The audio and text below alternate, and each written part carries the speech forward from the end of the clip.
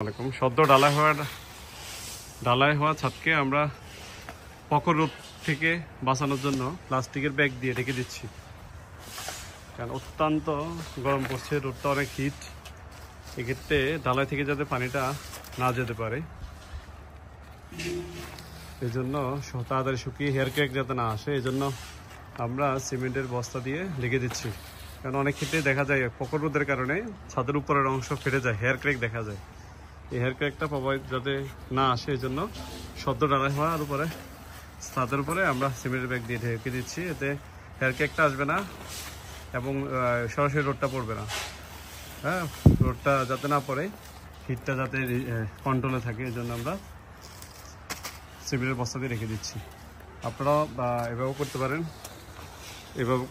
কারণ সদ্য ডালার উপরে আসলে কিছু করা যায় না। সেক্ষেত্রে ফ্লেক্সিবল প্লাস্টিক দিয়ে ঢেকে দিতে পারেন, তাহলে হেয়ার ক্র্যাক থেকে আপনার স্ল্যাবকে আপনি রক্ষা করতে পারবেন।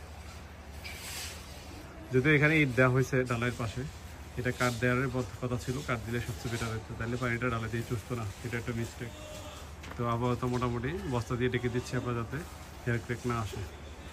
আসসালামু আলাইকুম।